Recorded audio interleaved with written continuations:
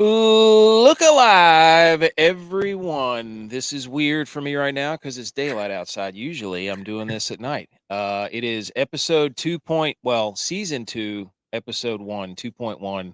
Technically still the first season. It is December 9th, 2023. It is National Christmas Card Day. I am solo today from our show, but we wanted to start doing, we do a lot of shenanigans on our show, and we love doing this show.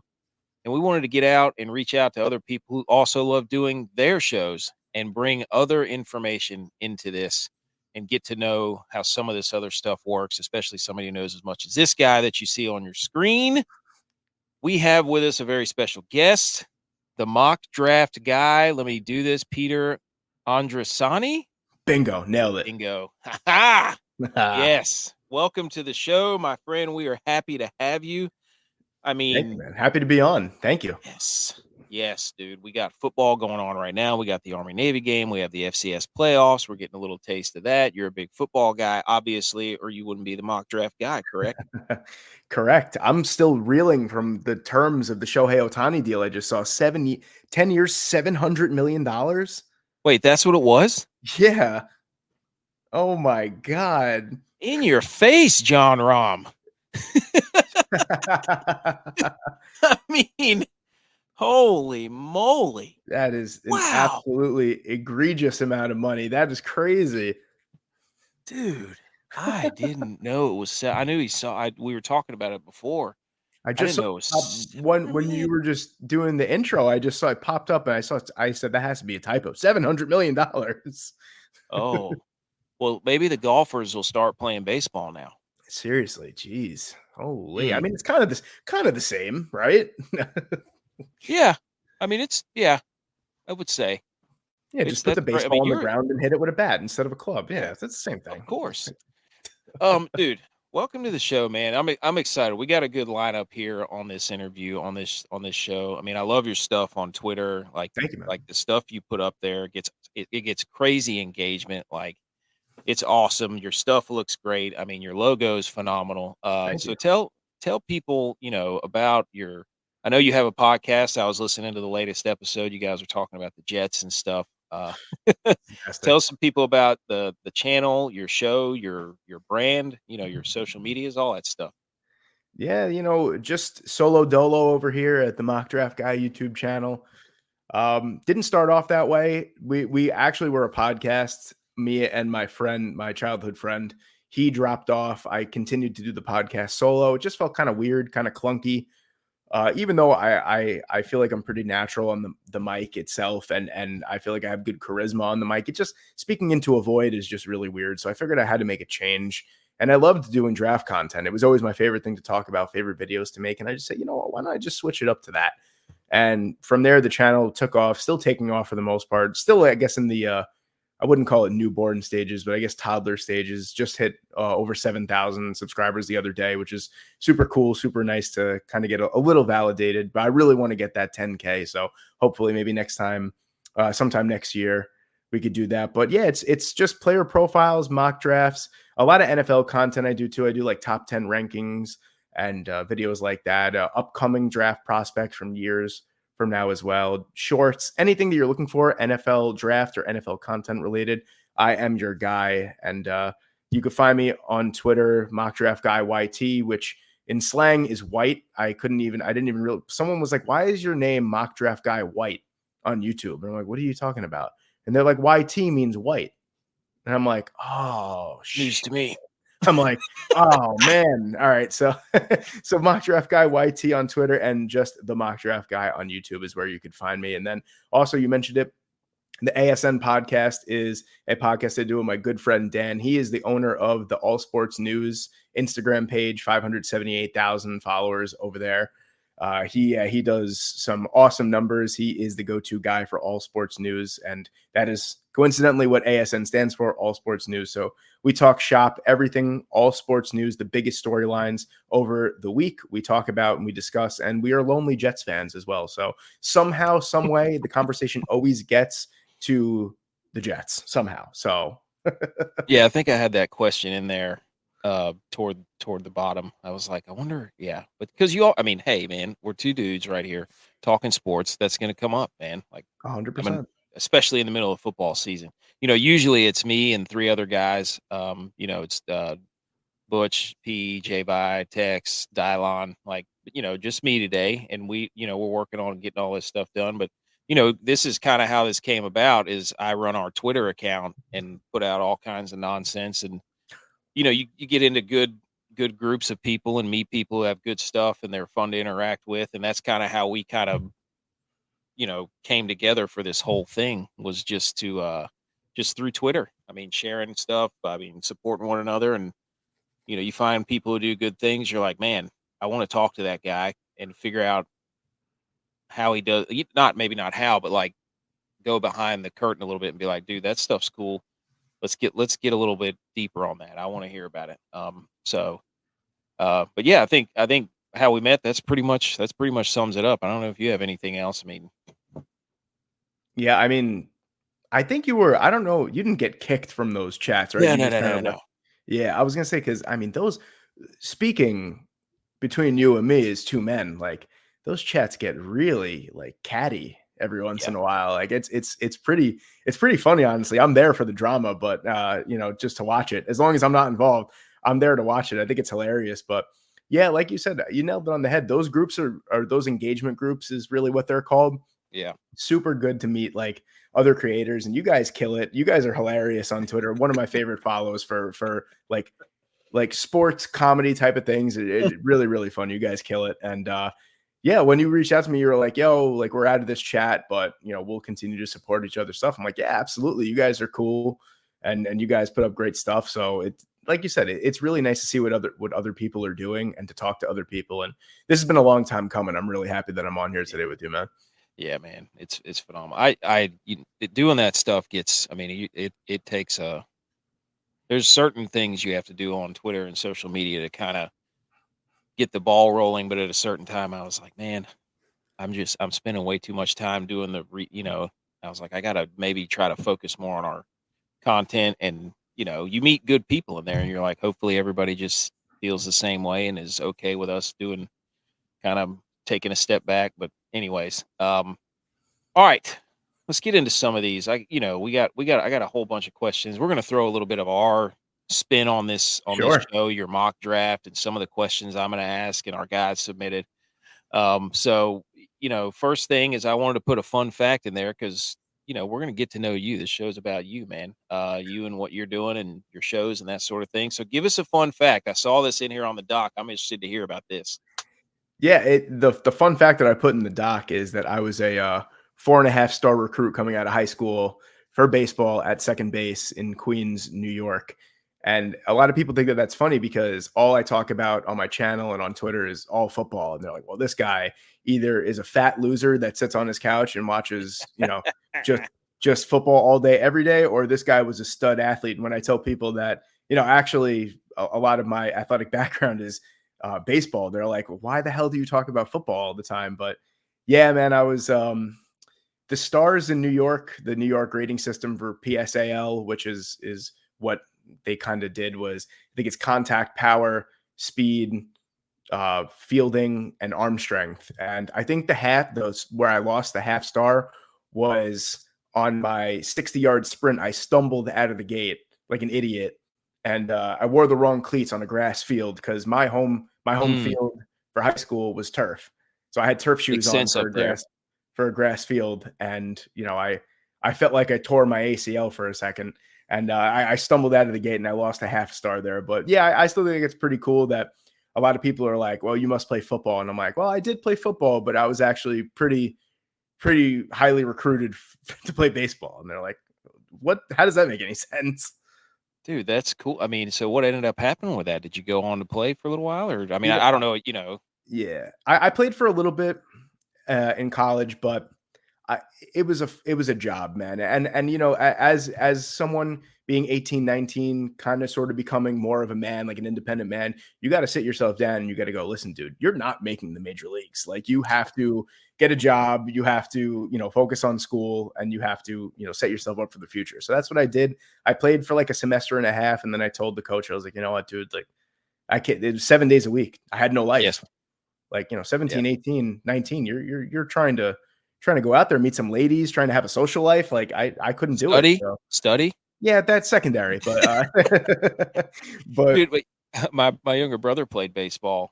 I played football, and baseball is different, man, because especially if you're in a cold climate, because Yep. baseball starts in the spring. So you're on the road for the first couple of weeks at least, maybe even the first month. Like baseball is a lot of these sports are different than football. Football is a once a week, 16 weeks. You're pretty much on campus for most of the part, but a lot of these other other sports at the schools, like it's a totally different animal, man.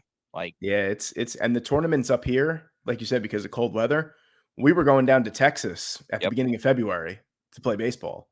And it's like for us, just kind of conditioning work in February, these guys are playing baseball year round. And it's yep. like we go down there and this guy's throwing like 100 miles per hour and we're striking out left and right. It's like, well, we're not used to this yet because all we've been doing is just working out for the most part. But cold weather baseball is not fun, but I had a good time. I still play baseball to this day, actually, just in Oh, Sunday beer league. Just going out there having fun with my friends playing ball, and it's good to keep it going. I mean, I sound like I'm so old when I say that I'm only 27, but I feel like I'm much older than that. But dude, that's cool. So you did play football and stuff too. I mean, yeah, obviously you're a big football again. Football is just in a different. The way it's set up is just different, man. When yeah, you're and watching it, it's tough to switch, man. It's tough to switch your mentality from. I was playing baseball. It was tough to get like a release from my coach in high school to like play football because it was like, well, our workouts start in December. And I'm like, okay, well, I want to play football in December. And he's like, okay, like it was, you had to be like granted a release to like yeah, play football. And it's tough up here, man, to try and do the dual sport thing. It kind of clashes. So it was tough, but I had a really great time doing it. And it's a passion of mine for sure, as you could see that I love sports. And unfortunately, wherever I go in terms of social events or with my friends or even going to work, I'm known as the sports guy. So I don't really like that moniker, but I guess I've earned it over time. But earned it. Hang the banner. I can respect that, man. I like being. That's my wife and I always laugh. She we moved to this place like a couple years ago, and she's like, "Well, I met some people at such and such, and you know, first thing I asked them is if they watch football, and I was like, good, good, good, check because one. I Yeah, love I love it. It's either football or fishing, one of those two. So, nice. well, cool, man. Okay, so icebreaker question. If you've ever listened to our show, we do some ridiculous things. So the first icebreaker question, after even though we've already broken the ice, have you ever thought about doing your shows in a mock turtleneck, seeing as you're the mock draft guy? This is this is a question that separates the men from the boys for sure. Uh, you know, I haven't up until this, but when I saw the doc and I saw that question, I was like, you know what? I think I have to do it now. It just makes sense. You've got to, and I'm not talking about the fancy one Danny Cannell wears or something like that.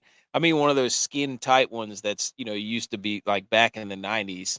Uh, you I know, should just rock one dressed as the Rock one day. Just just like yes, that black there you turtleneck with go. the yeah. I'm gonna stand up in the back over there so you could see my fanny pack and my Yes, gold chain. And I think you know what? I think we got something cooking there. I'm gonna do it, and I'm gonna you, dedicate it to you guys because you guys were the ones that came up with the idea.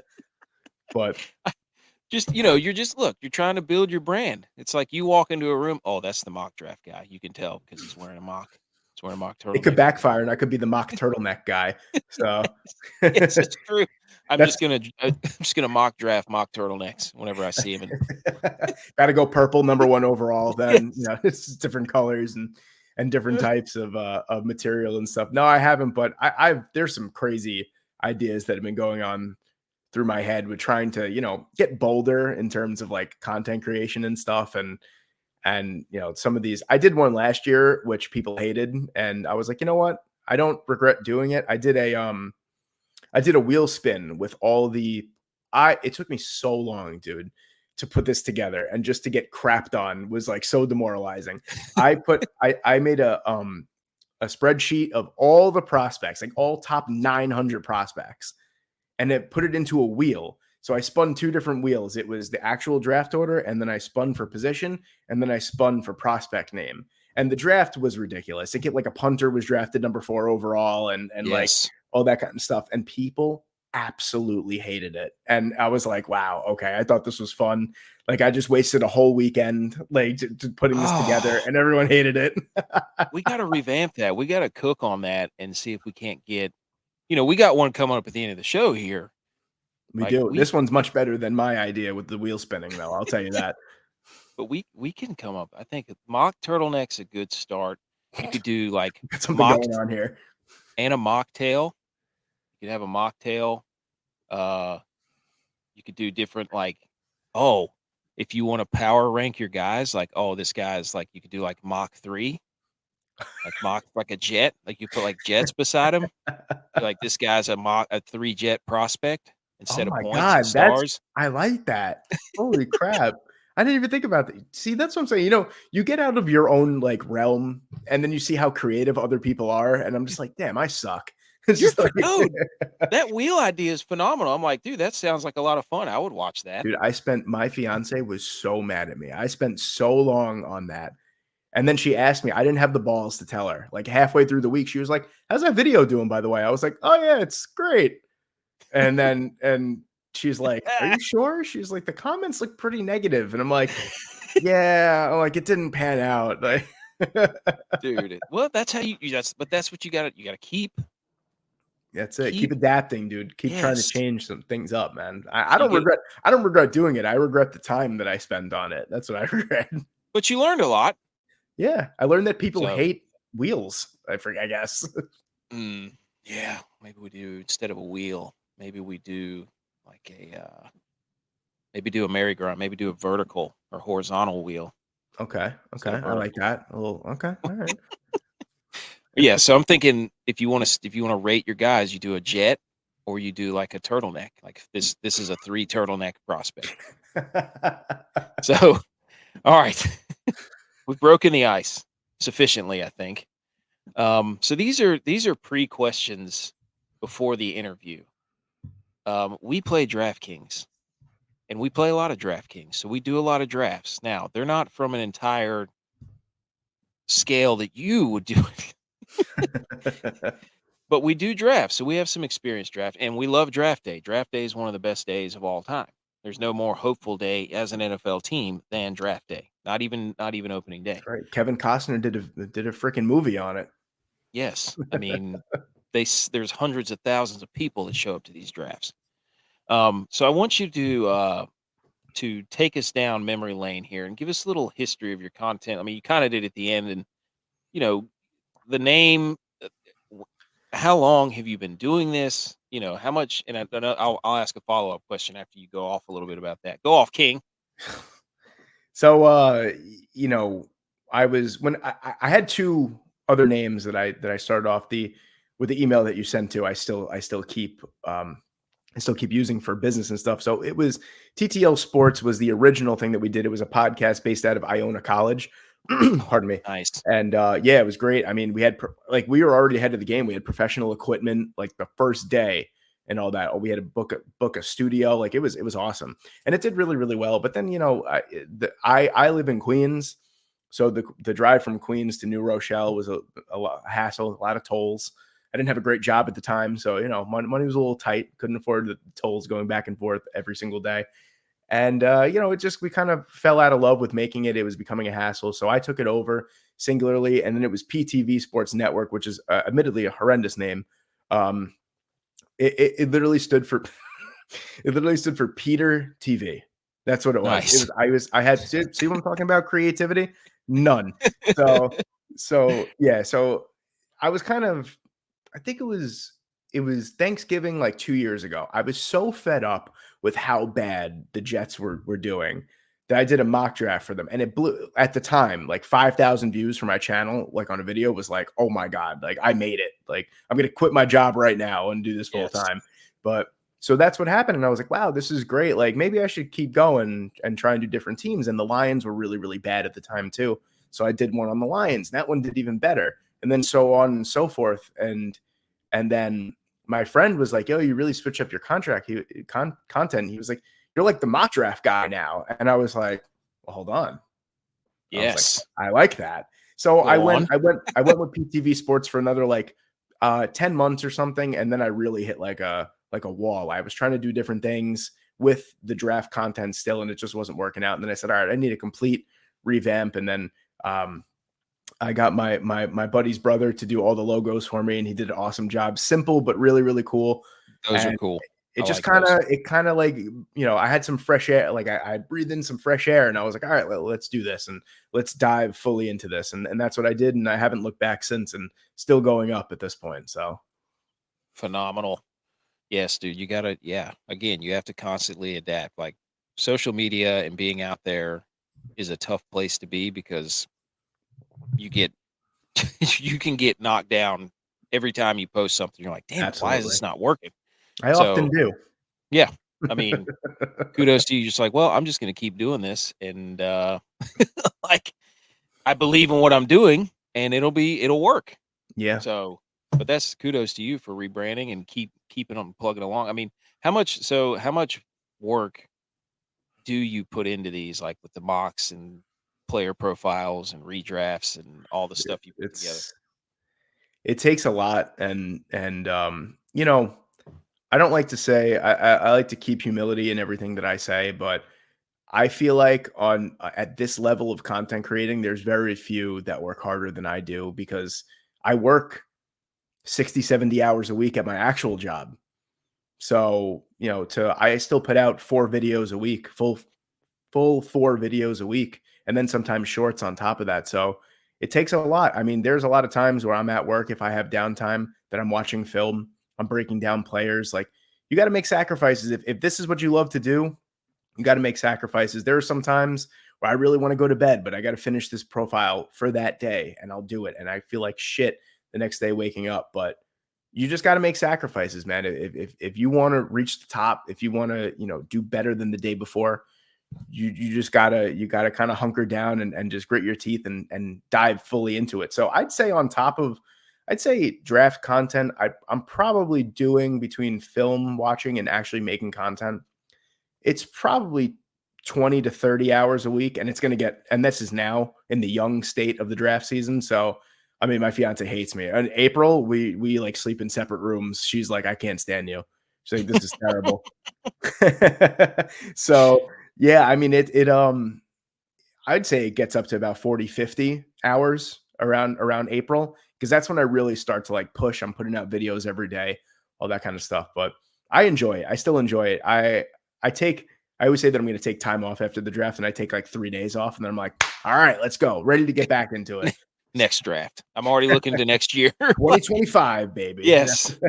Yeah, that was I mean, if you haven't seen his stuff, guys, like when he puts it out, it's really, it looks really, really cool. Like all the it I mean, Thank you, man.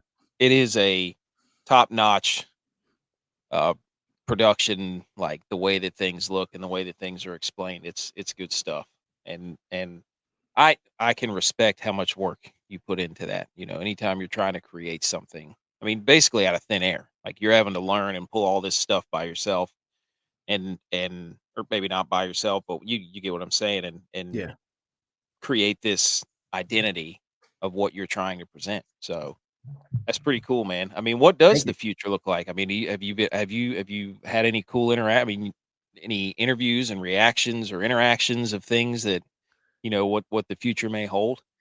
I haven't, in terms of like interactions and stuff, I haven't really reached out. I mean, I've had a couple interactions with some players, with some prospects. Like I told you, I interviewed a couple years ago. I interviewed DeMarco Jackson. Last year, I interviewed Sherrod Green. I try and keep the interviews short, because I feel like I don't want to be that guy. I want to make the more original content. Interviews are really, really cool too. I do love doing them, but to try and get, especially around like draft time, to try and get someone to get on is like pulling teeth. So, I try and keep the interactions to a minimum right now. The end goal for me would, at least for the short term end goal, would probably trying to get Daniel Jeremiah on a mock draft with me. I think that would be really, really cool. He's an App State guy. Is he really? So I might have an in here. I didn't even know that.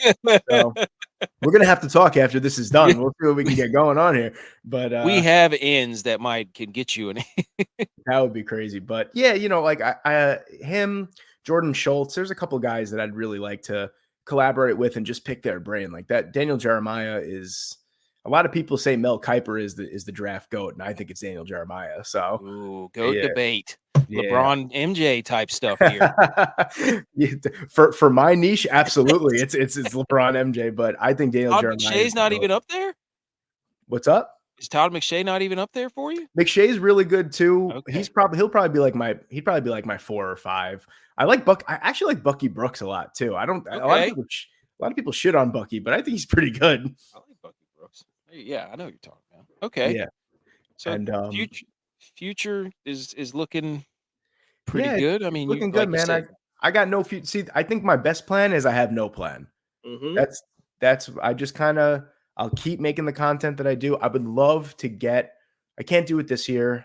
Maybe 25, maybe 26. I'd love to get to an actual NFL draft. I would love to actually be there and do content from the NFL draft. That's something that's like a long-term goal, but I'm not going to stress about it. I'm not going to push for it right now. I'm just going to keep rolling with the punches and just keep putting out as high quality stuff as I can. 2 suggestions whenever you do that. You clearly you need the mock turtleneck. That's a must. The second thing you need is an absolutely obnoxious chain that has a literal draft board medallion with magnets so that when somebody makes the pick, you place the magnet in the spot so your chain changes the entire draft. Dude, do you want like a job as like a creative director or something? Because like you're blowing my mind right now. That is hilarious. I was thinking like a big see, like my thought of an obnoxious chain at the draft would be like I have the black mock turtleneck on, yes, and then like a John Cena-esque chain with like the mock draft guy logo, but it spins. Yes. But it's iced out, of course. Like I got have that too. Sapphires and like, but the board is a lot better. Yes. The board is a lot better. It wouldn't even matter if it was a poster board. I mean, it would be just like the mock draft guy across top, and then you just sticker or magnet right down as they get picked. You just put them right on there.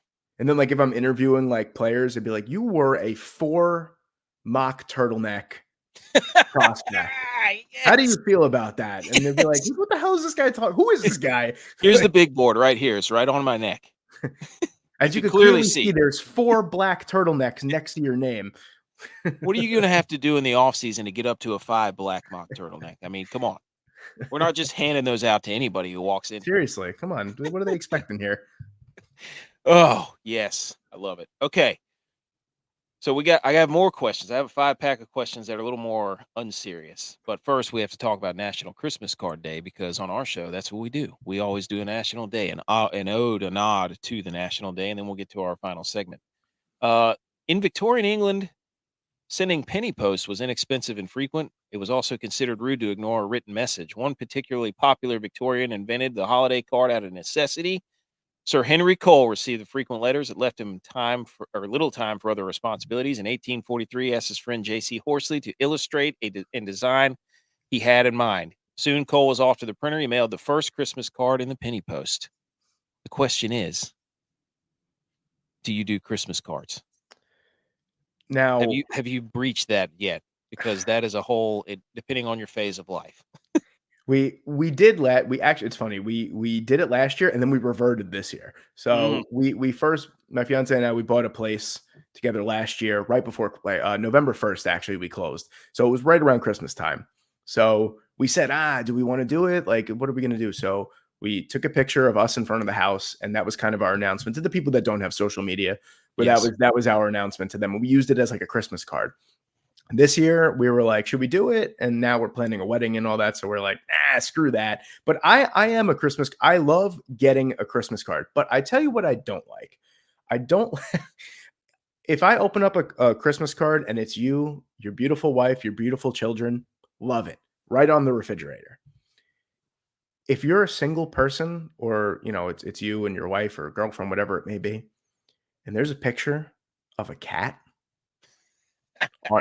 on on your Christmas card, I'm sorry, right in the garbage. I am not like, and that honestly, I love dogs, absolutely love dogs. It probably goes the same for dogs too. If it's just a singular photo of your pet, I don't want that on my I don't want that on my Yeah. refrigerator. I'm sorry, that's going straight in the garbage. Dude, I can support that. It's always it's just you start like my group mess has been going off the past few days. Like everybody's address still the same. It's like, yep, and you're like, okay, in a week or two we're about to get an influx, and we got to figure out where we're going to put them, and then what to do with them after it's all over. So it's not that I don't like them. I love getting them and seeing all the kids and family, but I'm with you. So that's a happy National Christmas Card Day, everyone. Okay, let's roll through these questions right here. Question number one. These are things that just crossed my mind as I was preparing for this. Do you ever find yourself mock drafting normal everyday things? Like if you're at a restaurant and you look up at the menu and you're like, oh, the chicken tenders, that's an easy number one. Who wouldn't pick those? Do you ever do that? I think you're not human if you don't do that. I think there's some kind of ranking system all the time, but Yes. like, yeah, I go through like trades all the time and be like, all right, I'd trade the turkey burger and the souvlaki for the you know what I mean? Like our first round pick next year. And I definitely mock. I'm always like, what would be the number one overall pick? Like, and then I asked my fiance and she's like, can you shut up? She's like, just stop talking. It'd be like, we don't have to draft everything. These are new people that we're having dinner with. They don't know you like that. Shut up. It's like out with new friends or like a Christmas, like going out the night or a couple days before Christmas. You're like, yeah, you look at that. So you got the Pilsner here, you got the lager, but then you got the IPA over here. So I mean, that's judging by Bill Parcells' ranking system. So I'll give you a number one overall pick next year for your IPA today, and it's like, right now, who is this guy? Straight up. Do you ever use Mel Kiper or Todd McShay as reference or competition? Do you ever find yourself wanting to rub elbows? Or guys like that? Todd McShay is someone that I don't think I'd be prepared to go toe to toe with just because I'm such a big fan of his. I think I'd be a little intimidated. I want all the smoke from Mel Kiper Jr. though. Absolutely. Like that guy has been paid to be wrong for the past like 30 years from ESPN. There's just like no accuracy in anything that he does. And I always say one of my calling cards in my channel is that there's two jobs in America that get paid to be wrong all the time. And that's weathermen and that's draft analysts. And Mel Kiper is the epitome of that statement. But I want all the smoke with him. I honestly think I can get a more accurate draft than he can. I would love that. You don't do and this guy right here, he's a big edge rusher, powerful guy, a lot of speed, big pumpkin pie, piece of pumpkin pie here. He's got a lot of potential. He's going to take a little guessing, a little get used to the system. Mel Kiper here, pumpkin pie. You ever? Okay. 100%. No, you're right. And he doesn't, he always says, here's a guy. And he's got he has glasses on, but he squints all the time with the glasses on. And he's talking into like, here's what you got to do here. This is a great pick for the New York Jets here. Zach Wilson at number 2. I don't want to hear it.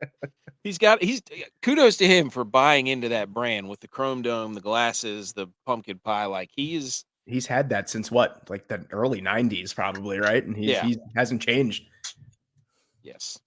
Okay, so here's another one. What are your biggest attributes you look at when you're evaluating players, and do you have a style? Because I know analysts and people that when they have a niche of what they're really good at evaluating, and especially if quarterbacks and they all have different skill sets and things you're looking for. Are you prone to being very good at something or having something that you kind of lean on? I think. Well, obviously the evaluation is different from position to position. I will say believe it or not, my specialty, or at least where I get like the most accurate, is interior offensive line, linebacker, and safety are like my 3 areas of Middle of the yeah, field, baby. right up the field. Yeah, right up the middle, baby. It's usually those. Quarterbacks are tough for everyone. You know, you have to quarterback is the hardest position to evaluate because you have to take into account, you know, the offensive scheme, the type of play Arm calling, angles. all Arm that. angles. Yeah, I mean, Michael Penix Jr. is my favorite quarterback prospect, and he has the most Yes. disgusting throwing motion ever. It's But awful.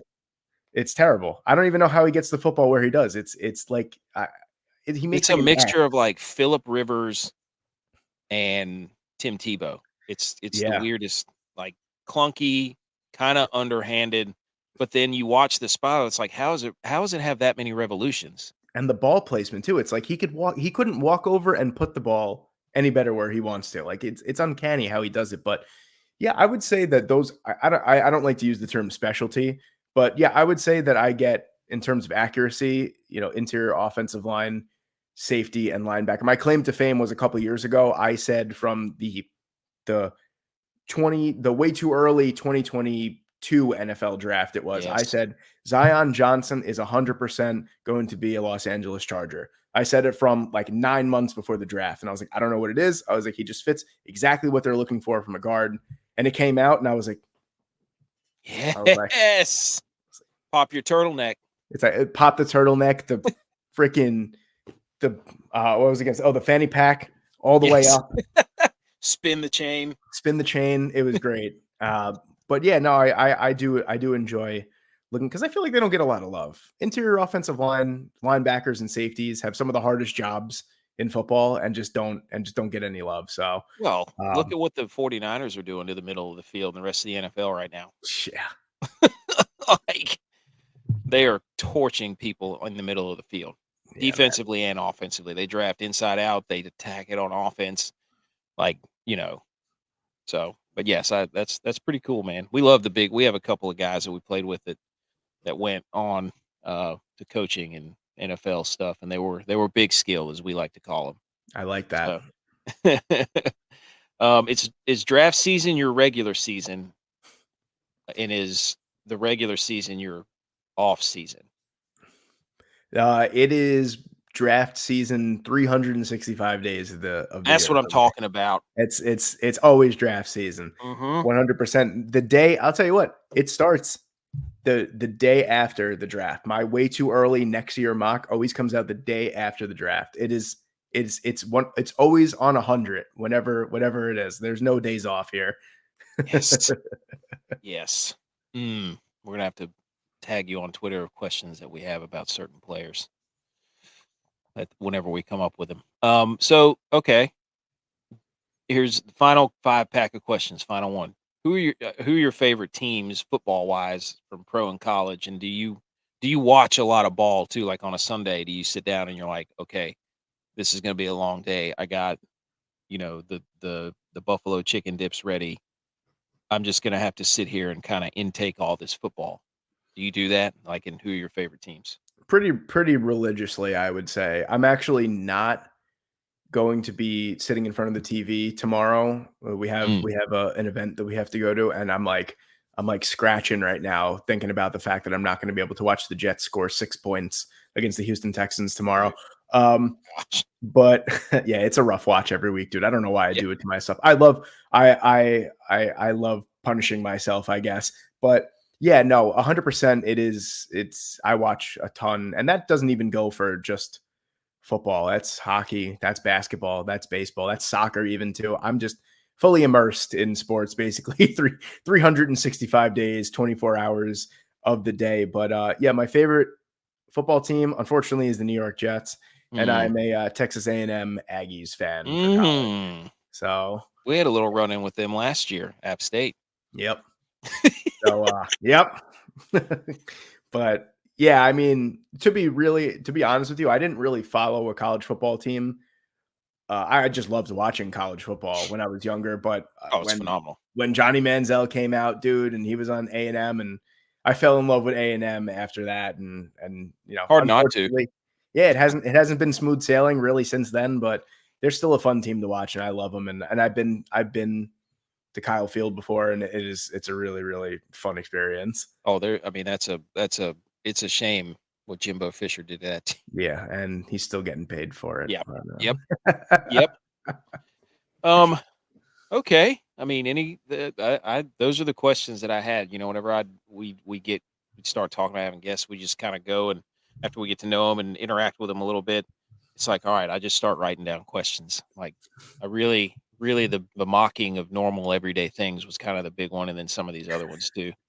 Like, all right, we got one more little segment before we get into the big show here where we mock draft something. We'll reveal that in a minute. We do polls. We debate like dad life things.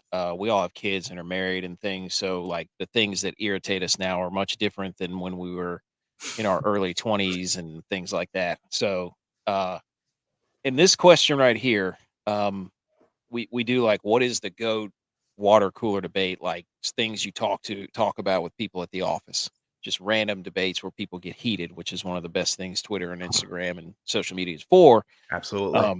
So this is the question: what is the GOAT most difficult surface to walk on? And I can go first if you want to see how we do this. I wanna see, Okay. because also you are also a dad, and I am not yet. So Yep. I need to see the type of angle that you attack this question at. What kind of aggression, what kind of dad aggression you attack this question at. Okay. So again, I have little kids, right? Most of the time you have this, I have a little bit of like you said, a different angle on this. We all do on our show. Is there certain things that you just notice that are very difficult? And I'm going to tell you right now, carrying stuff out of the car after a long day work, after it's been raining, and you walk into the garage and your hands are full and the kids are running everywhere and you slip and you fall. It's not just the fall, because you're like, oh, I don't know if I can rebound. I have to do a systems check here. Can I move my legs? Can I move my arms? Okay. Does anything hurt? Walking on a slippery garage floor is one of the most difficult because you never know when it's coming. You don't know. You could just be walking along, boom, feet go out from under you. Now you have to do a system self check, and then hopefully nothing's broken and you didn't tear anything. So that the slippery garage floor, especially when the kids are there and then they just look at you like you're an idiot. They just lean over and you're like, "Are you okay?" I'm like, "Yes, I'm fine, I think." So slippery garage floor. It's funny. It's funny that you have slippery something, because mine was going to be. I don't know if you guys deal with this where you're located, but in New York, we deal with a lot of black ice. Mm.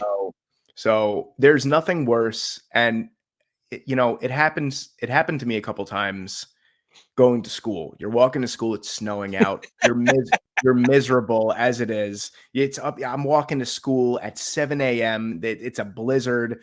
And you're walking on sidewalks that haven't been plowed or haven't been shoveled yet, because it's early. And then you take that one step, man, and your heel Mm. goes out from under you and you fall. And not only are you cold now, you're wet and you're sad. And that is, to me, there's no worse feeling, because it ruins your entire day, because it's so multi-layered. It's like you said, you got to do a systems check. Am I okay? Because it's cold out. Sometimes you don't necessarily feel the pain right away. Mm. So, Mm-hmm. all right, I'm okay, whatever. Stand up. Now you go into school, or you go into wherever you are, you're wet. Your pants are wet. Then you sit down and you compress the wet, and now your underwear is wet. And it gets even worse after that. That Right. is just like a day ruiner right there.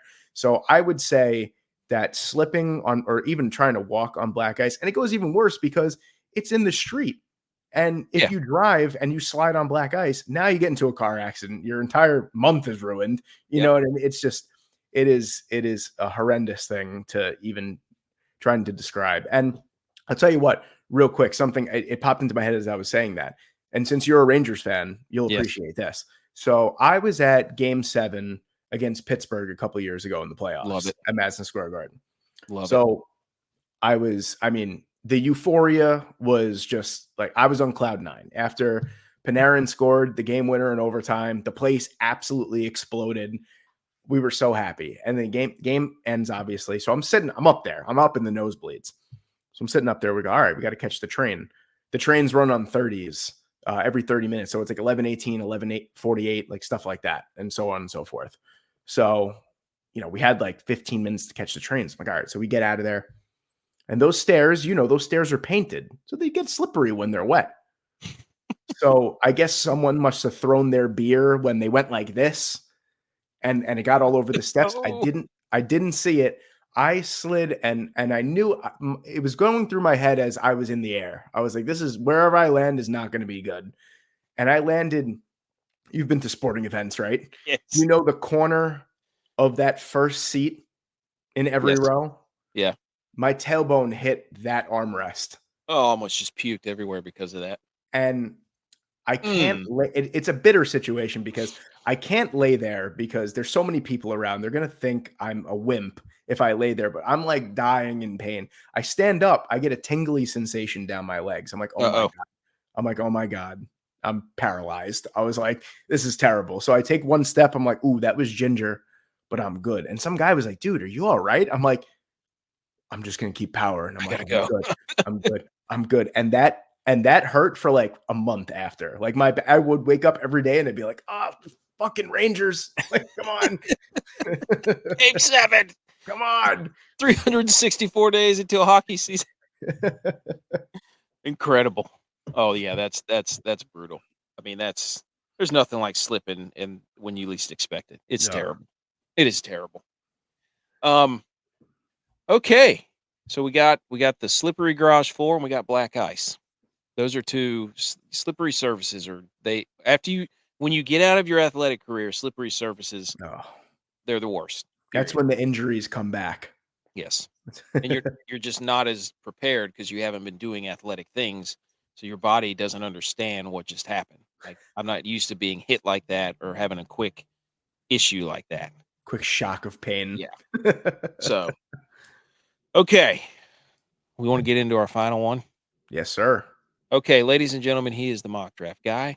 He mock drafts the NFL, probably other everyday things too in his brain. But on our show, we're going to do the mock draft of Christmas things. And we have compiled a list of a first round 32 team draft where we are going to select Christmas themed whatevers, people, uh, objects, things you associate with Christmas to the team based on need. And so we're going to do that right now, and it's going to be electric. So we're going to pull up. I've been looking forward to this for quite some time here. Let's see. Let's do this. He's going to share a screen here, and we're going to try to keep up with this as best we can. He's got the original or the as it stands right now draft order. Yes. So obviously we will tell you as the picks come across. So if you see here, if you can see on the screen, we have it listed like this. There was no other way, I guess, clerically that we could do this. And then we have our little box here of all of our picks. So this is super interesting here. And, there we go. There we go. As being the guest, yes, I'm going to cede the first overall pick to you because I want you to have it. Now the Bears have it. The Bears are number one. Yes. Yes. Oh, look at that. Okay. The Bears are number one. So my original thought was to be like, okay, I didn't put these on here, but one of the other guys and I were talking. It was like, okay, first they're going to take Mary. And then at the fourth pick, they'll probably take Joseph. And then they get Jesus, and that will save their franchise. But we didn't want to go down that route. So, okay. So the Bears are a bit of a dumpster fire. They need a guy who can do it all, right? Well, on the list here. So conventional wisdom would say, okay, they need Santa Claus, right? Because he can fly and do all this stuff. But I just don't think that's the way they need to go. They need a dude who's got an absolute cannon, a hose. Quarterback position is Buddy the Elf. Buddy the Elf in that movie was throwing snowballs 1,000 miles an hour, ripping people to shreds on that field. You need a guy with I'm going to go Melky. You need a guy with a big body here. Rocket R, big frame. Will Ferrell's tall now. Buddy the Elf's tall. Remember, he was way bigger than everybody else. Can see over the line of scrimmage. Rocket arm, dancing around in the pocket. Good with others. Good leader. You saw how he rallied the troops in that movie. Buddy the Elf at one. Bears need a quarterback. They've already I, said they're moving off Justin Fields. I think it's fantastic. I think that is absolutely the number one overall pick. And I was kind of curious when I was going through this before. I'm like, where is that going to go? But we got the New England Patriots at number 2 here. Now, this is where I think Santa Claus is going to come off the board because you have a franchise that has had a miserable man at the helm for 20 plus years. And it is the worst that it's ever been. They're 2-10. It does, or 3-10 now. It looks like they're not going to win many games under the Bill Belichick era anymore. It looks like he's going to be gone after this year. They need uplifting. They need some joy. They need some cheer.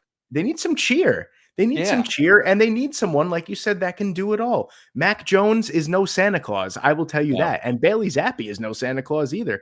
So Santa Claus is going to bring the New England Patriots fans some cheer. Culture change, right? Colton's going to change the culture. He changed the culture of the North Pole. You never thought you could run something out of there. Okay. All right, what do we got? Arizona Cardinals next. Yes, sir. So Arizona Cardinals, when Kyler Murray was at his peak, he had a big body receiver, right? Okay. Big body receiver. You're thinking a dude who's tall. There's no better position right now you're going to attack. DeAndre Hopkins was great in the Cardinals system. Jack Skellington's the dude here, right? Yeah. Jack Skellington is physically freak of nature, and he took down the boogeyman, right? So Jack Skellington from The Nightmare Before Christmas, clear choice here at the Arizona Cardinals. It's going to help shore up some of their offensive prowess. They already got James Conner. They need a little help on defense. I'm not going to lie, but you give Kyler Murray an alpha dog, one wide receiver, boom. Dude, what would a 40-yard dash from Jack Skellington look like? I'm not sure. That would, 4 or 5 steps, you think? Roll. It'd be like 2 seconds. You got the Washington Commanders here, and I think this is pretty straightforward. They need a big body on that offensive line. They need someone that is going to be tenacious and competitive, and he's not going to take no for an answer. And that's Yukon Cornelius on the outside. Yukon Cornelius with that big, he will not be denied of that silver or gold, and he will not be denied to keep his quarterback upright. Yukon Cornelius is my pick. I love that. And that dude paved the way for Rudolph. I mean, people are giving Rudolph credit in that movie. If it weren't for Yukon Cornelius, who knows where they would have been. See, another a position that just doesn't get talked about enough. Yukon Cornelius. Yep. I put him right there. His red beard, everything. Okay. You got the Bears again. I'm kind of with you there. They need kind of a dude who's an anchor on the defense. They got Sweat, so you're going to have to shore up the interior of that defense. And I'm going to say the Bumble right off the back of Yukon Cornelius, right? Conference rivals. We saw them go toe to toe. Both in the NFC. The Bumble, we saw him in the movie. He lost his teeth, so he's not as mean as he used to be. But that's a big body there. You look, they're playing in what? The NFC North. Games are won and lost on the trenches. You can get a big body there. The Lions like to run the ball. Packers have Jordan Love. You got the Bears in there. Who's the other team? Bears, Packers, Lions, Bears. Vikings. There you go. Yeah, Vikings. I said Bears twice. Bumble at number 4. I love it. I do. You got the Giants here at number 6, and I got to be honest with you, it is just it's grim. It really is. Yep. We need someone to protect Daniel Jones or whoever's going to be throwing the football. You need a wide receiver. Now I'm looking for a wide receiver here. Oh yeah, they do. You definitely need one here. And with the cold weather, I think I could go Frosty here. His 40 is going to be slow. It's going to be slow, but he's a big body. He's a big body that's going to survive the winter of New York, and they need a red zone target to throw the football to. I'm going Frosty the Snowman here, the New York Giants. I love it. I think he's a guy who can work the middle of the field. They have Darren Waller. The Jalen Hyatt's developing. So you need that third guy to come across the middle, You kind of need a that, Debo you need that Samuel. X receiver Right. that's going to win and press man, and that's Frosty the Snowman. Okay. We've got the Tennessee Titans next. They have just had an absolute culture change. It's pretty bad. I don't know who's the coach's whatever his name is. I can't remember his name right now. Mike Vrabel. Vrabel. There you go. So they're kind of moving on from Derrick Henry. They've got Will Levis there. Their defense has been a terrible display of they lost their attitude. So I think to get some attitude back on there, they're probably going to have to take the Grinch down there and put him at safety. The Grinch is mean. The Grinch is, I mean, super strong, right? I mean, he's got the intent. He's got physical characteristics. And they need some nasty back on that defense. So we need the Grinch there in Tennessee. Yeah, I gotta agree with you there. Mean, nasty, physical at the point of attack. He's going to be your guy for sure. My New York Jets at number Let's 8, go. and man, I got to be honest with you. There was so much hope this season to finally be the season that the Jets franchise just turns it around, and we haven't turned it around. So you know what I'm going to need? I'm going to need a holiday drink with alcohol in it. And I'm going to need some eggnog here. Do it. The people want the eggnog. We need the eggnog. Yes. Oh, I love it. Eggnog, good pick there. Good pick for the Jets. That's an appropriate yeah, definitely. Okay. So the Saints, I mean, they've got Jameis, they've got Carr, their coach is terrible. They need somebody there to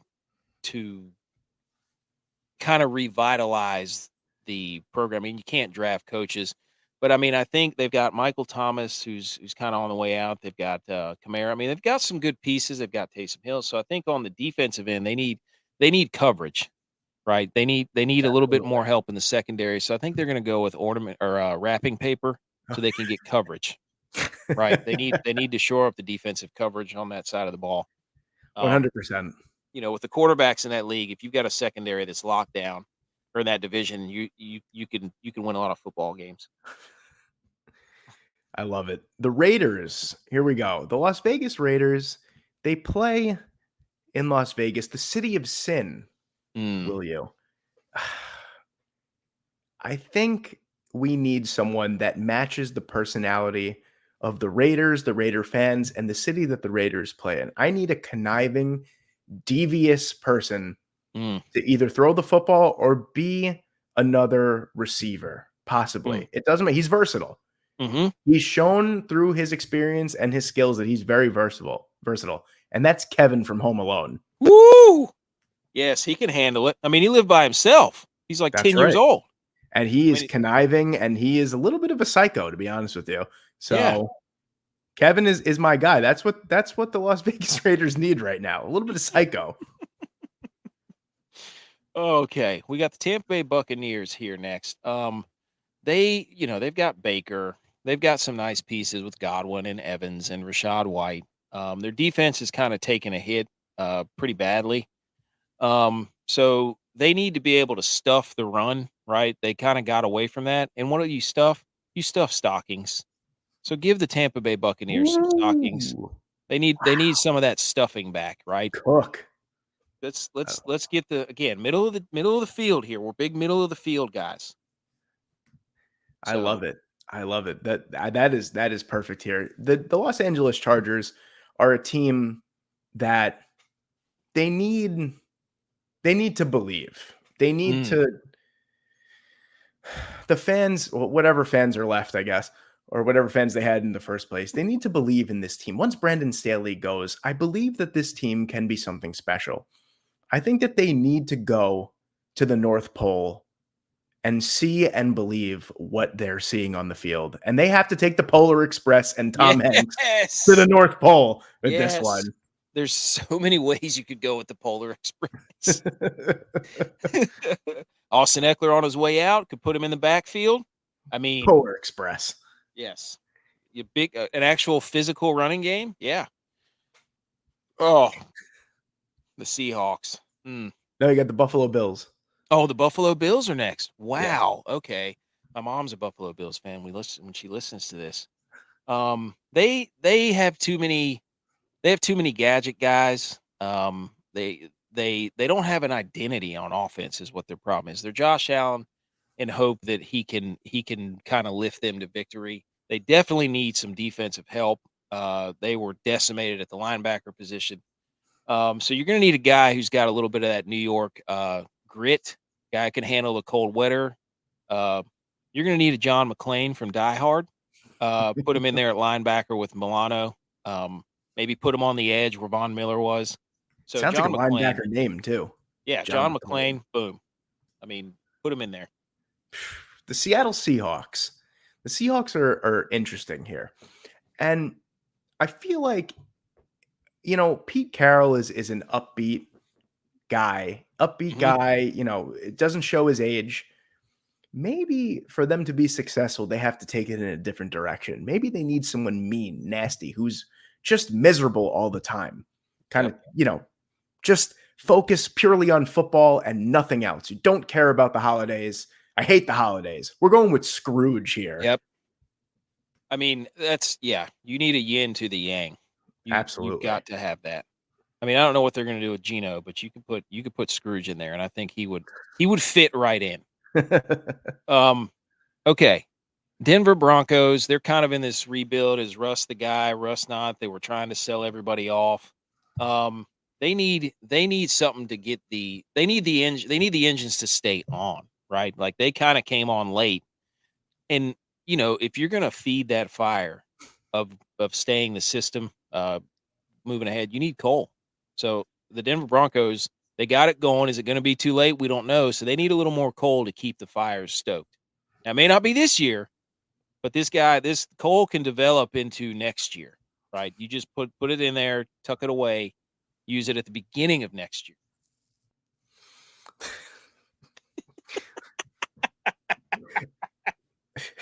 I didn't know where I was going to go. Glad to see that Cole can develop into a big body guy. Can develop.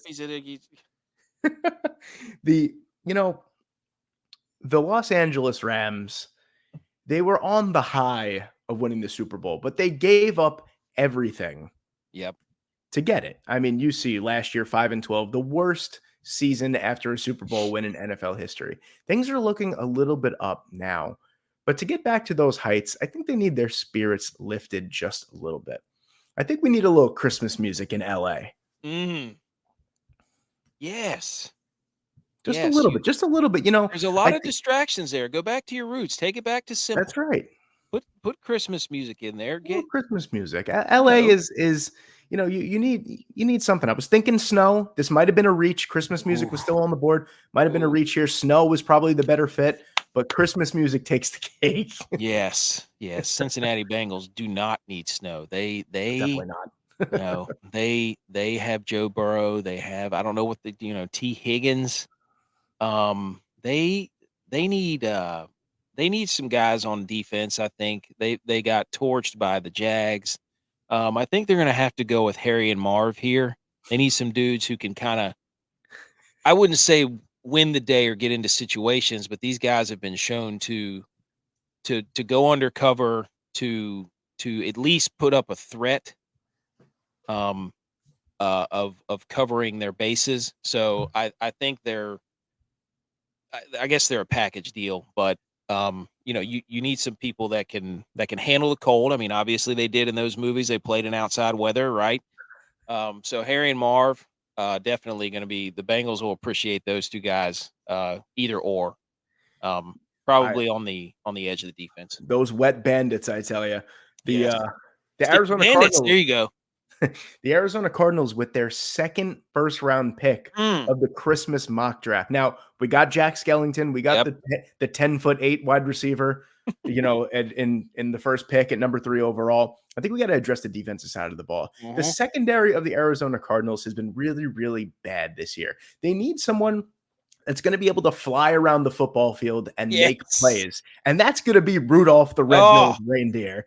How did he fall all the way to the Cardinals? It's a draft day mystery how he fell all the Wow. way here. Wow. You're talking about Mr. Christmas, Mr. Lead the Way. And he's one of those guys, like whenever somebody from Georgia goes to Green Bay, everybody always says, "Oh, he didn't have to change the G." I mean, he's got the red nose, like That's the it. red zone. Like, what a fit. I mean, what a fit. I cannot believe Paul he Hawking, fell. safety out of North Pole University. I mean, he's just tremendous. Wow. Wow. He flew under the radar. Oh, Oh, yeah. All right. Atlanta Falcons.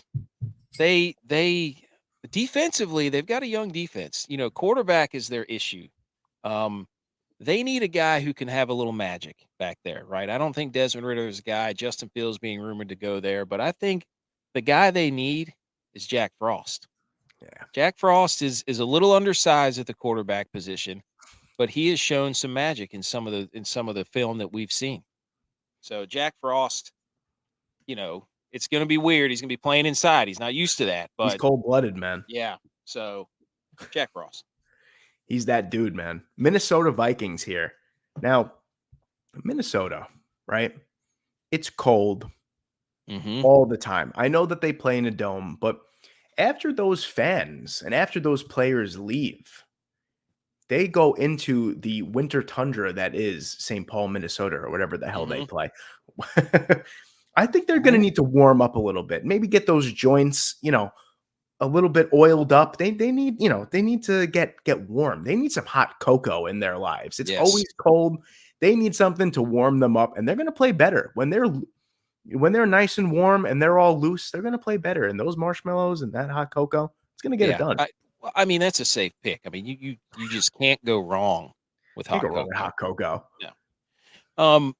The Green Bay Packers, they've got a lot going for them now. They usually draft interior. I think this is where they might get a little more different here in this draft. I think they're going to have to go Max the dog, plays outside, little scat guy, get him the ball in space, can help in the return game. I know they've got Nixon back there, but Max the dog seems like a guy. Aaron Jones is getting hurt. He's kind of one of those gadget dudes you can put out there, another weapon for Jordan Love.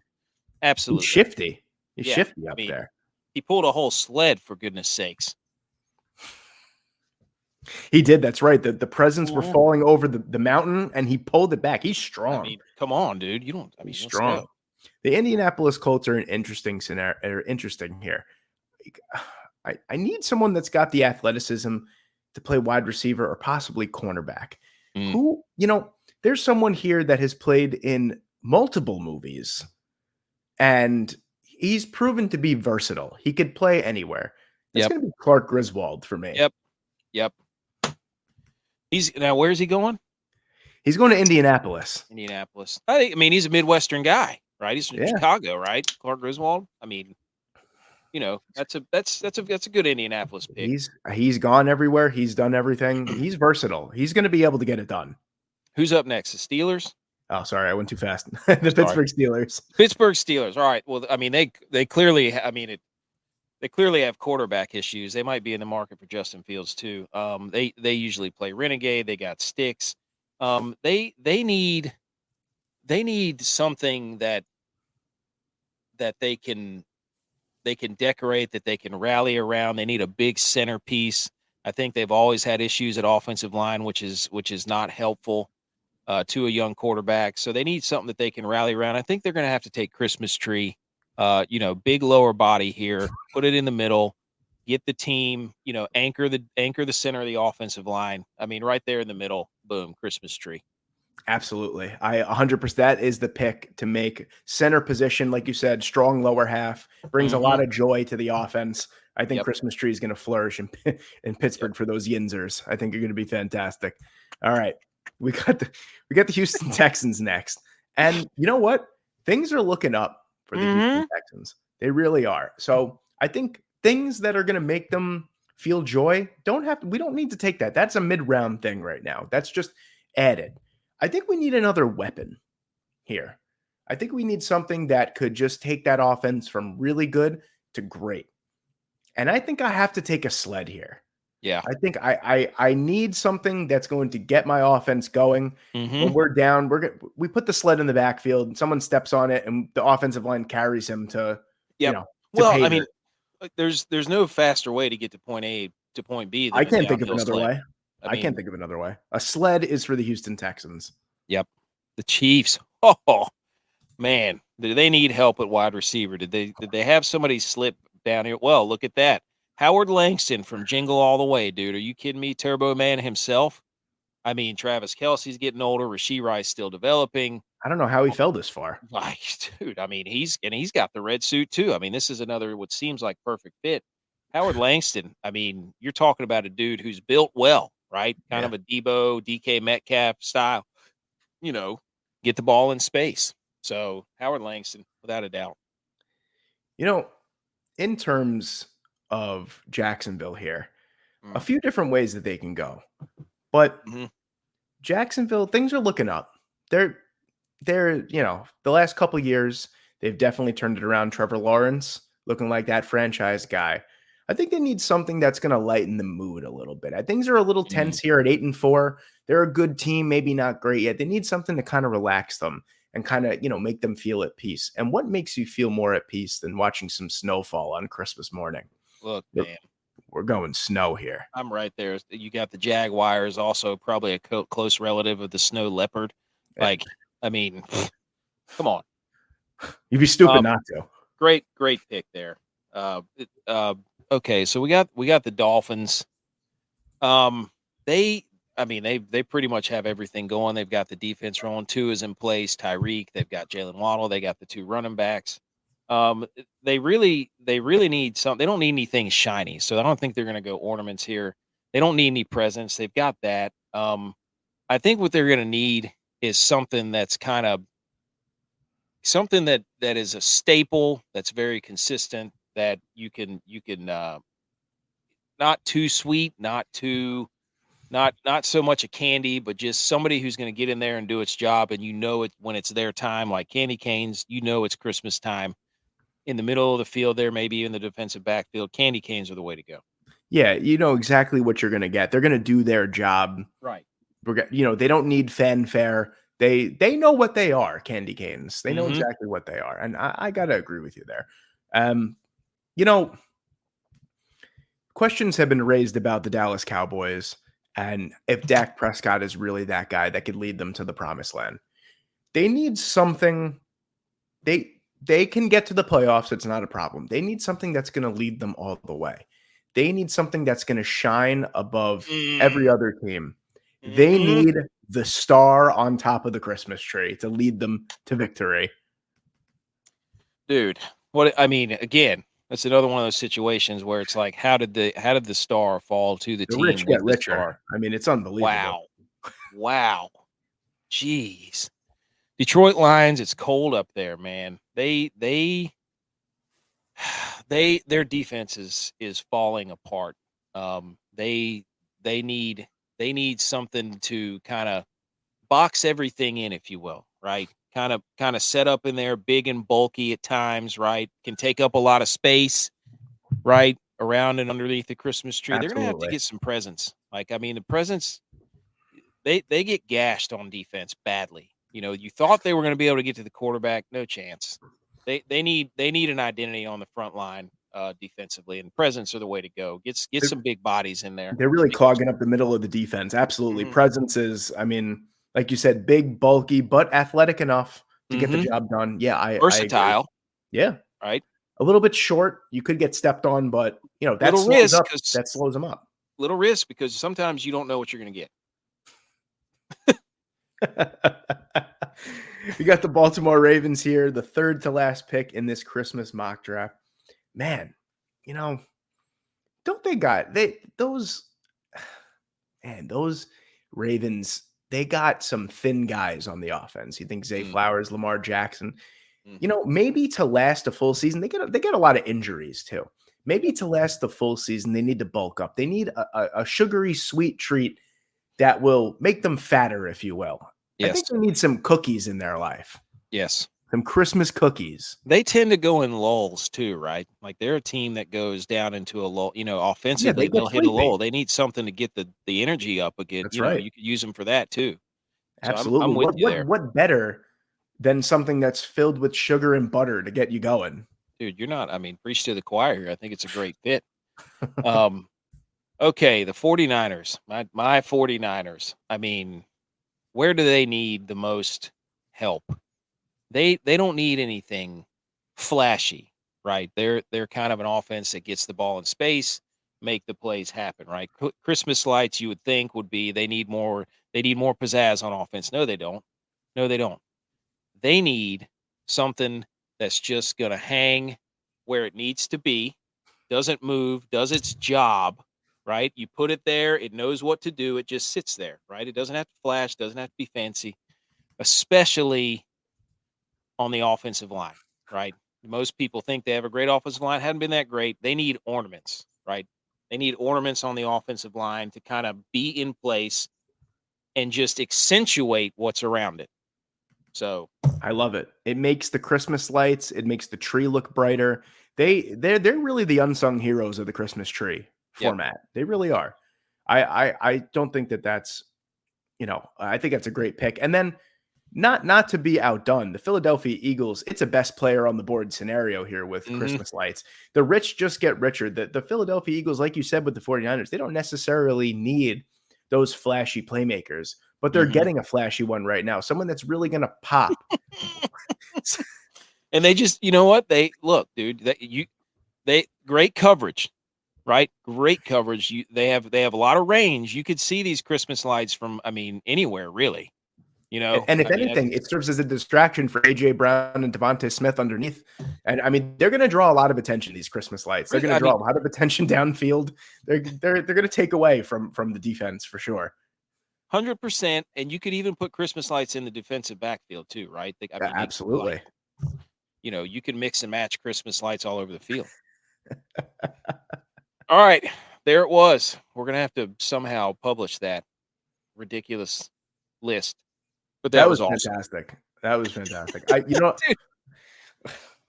That was seriously something fantastic. All right, so what I'll do is, because I love this idea so much, what I think I'm going to do is I'm going to take our results here.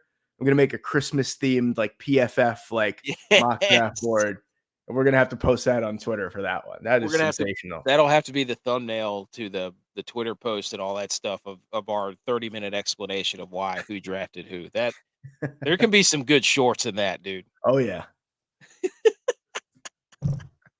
Can't wait to listen to this. Oh man, that was a lot of fun. That was awesome. I appreciate you coming on, man. Thanks for spending some time with us, taking time out of your day. Oh, absolutely, man. To get to know your brand and everything you do, man. Like it's a cool thing that you do. And you're very good at it. So thank you. I'm glad we were able to have you on. Glad to be here, man. I like I said, it was a long time coming on the show, and I'm glad that we were able to make it happen. Yes, and we'll collab for future mock drafts of coming up with ridiculous ideas for drafting for NFL teams and certain seasons. All right, tell them where they can check you out again, and then we'll close her out. Yes, sir. If you are interested in draft, player profiles, mock drafts, redrafts, any NFL content, please, you could find me in the search bar at The Mock Draft Guy on YouTube. And if you are more of the Twitter person, I actually am. I spend an embarrassing amount of time on Twitter. You could find me on The Mock Draft Guy YT, not white, YouTube. So that's the two places that you could find me. If anyone's ever interested in collabing or just reaching out and talking about a prospect, anything like that, my DMs are always open. I love having conversations with people, and I'm happy to collab with anyone. So please feel free. Check him out, folks. Again, I'm AK with the Millie Goats. Thanks for tuning in to our show. Really love doing stuff like this. Glad we could have them on. Go follow us on YouTube, Twitter, Rumble, the Millie Goats, anywhere you find your podcast. Until next time, folks.